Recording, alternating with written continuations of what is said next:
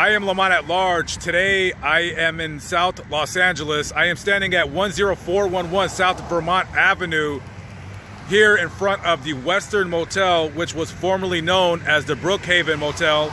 And this is the exact location where on March 11th, 1979, 3 people were viciously murdered by a man by the name of Stanley Tookie Williams. So if I say the name Stanley Tookie Williams, a lot of you have already heard of him, know a lot about his life story. He was one of the original founding members of the Crips, which is a very large street gang here in Los Angeles, California, with many, many different sets and divisions of the Crips. And Tookie Williams was executed on December 13th of 2005 for 4 murders that he committed on March 10th and March 11th of 1979. Many Hollywood celebrities were fighting valiantly for Tookie Williams to be spared and to be given clemency, stating the fact that he was a changed man. He was nominated for a Nobel Peace Prize. He had written several children's books based on kids avoiding the gang lifestyle that he so loved and valued and fantasized about growing up here on the streets of Los Angeles, California. So on that night, in a PCP-induced haze, Tookie Williams comes to this motel with the intention of robbing them, simply just robbing them. I want to read a couple names that are not so famous. I want to read a couple names that you've never heard of, that Snoop Dogg, who fought for Tookie's life, has never heard of, who Jamie Foxx has never heard of, who the Reverend Jesse Jackson has never heard of. Those names are Yan Yi Yang, Sai Shai Yang, and Yu Chin Yang Lin.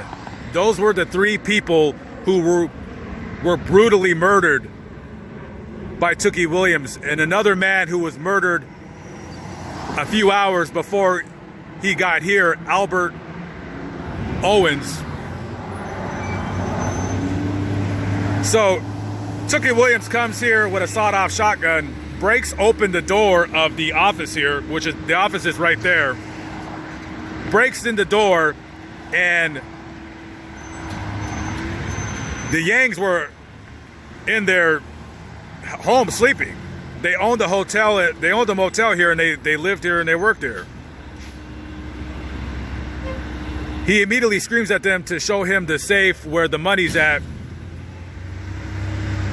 He shoots Sai Shai, 63-year-old Sai Shai, shoots 76-year-old Yan Yi Yang, and then Yang's daughter, 43-year-old Yu Chin Yang Lin, gets up and to see what the heck is going on.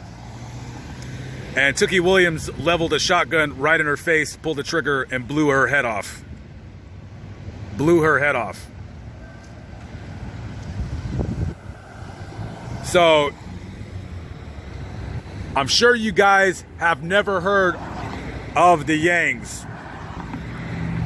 They were Taiwanese immigrants just moving to the country trying to live a better life. And Tookie Williams came here and took theirs. So to anybody out there, any Hollywood A-list celebrities or people who were defending Tookie Williams and not being executed, I want you to remember those names. I want you to remember those names of those people who were shotgun blasted to death. A couple of the detectives that was working this scene said this was one of the most brutalest murders they'd ever seen. He didn't even have to kill them. They gave him the money and he still shot and killed them. And the Yangs, they didn't speak English very well. So you can imagine the confusion and the chaos ensuing when you have a very large hulking individual coming in here screaming at you, saying, give me the money, and to be brutally cut down like that. See, everybody wants to talk about Snoop Dogg, everybody wants to talk about Jamie Foxx, everybody wants to talk about Tookie and the good that he did behind prison, but nobody wants to talk about the Yangs. Nobody wants to talk about 2 generations of family cut down in a matter of seconds.